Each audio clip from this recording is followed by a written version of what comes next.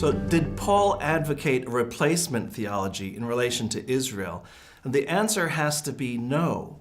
But what does the term replacement theology serve? It suggests that God has replaced Israel in his affections, replaced them with the Gentiles, that God has become fed up with Israel's hardness of heart and prefers the Gentiles now.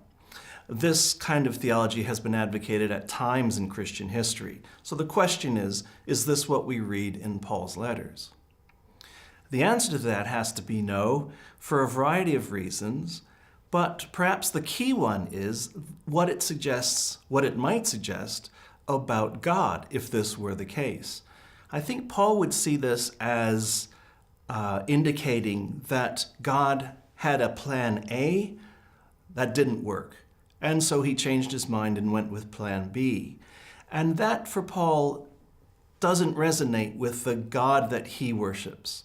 To say that the God who is all-powerful and all-knowing, in a sense, had to change his mind because he was surprised by something that happened in the course of history, is not the God that Paul knows of. So God must be working with Israel.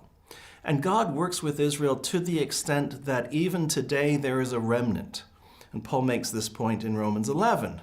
There has to be a remnant of Israel, because if not, God has been unfaithful to his people, and that's not the God that we serve.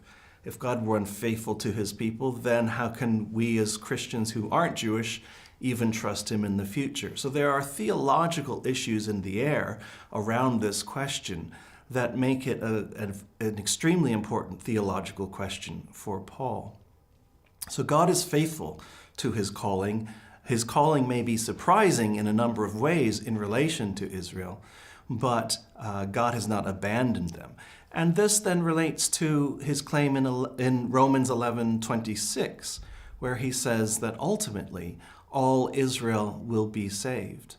And we don't know exactly what Paul meant by this. It seems he imagines that Israel, ethnic Israel, will turn to faith in Christ. Their disobedience will be turned from them.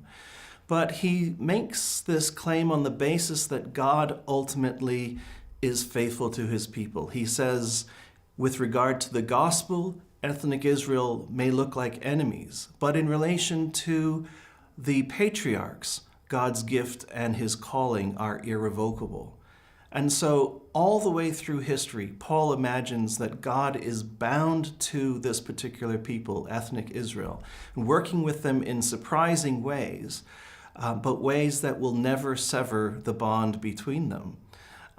So this is completely different than the kind of replacement theology that you sometimes see in Christian history. For Paul, God is nothing if he's not faithful to his people.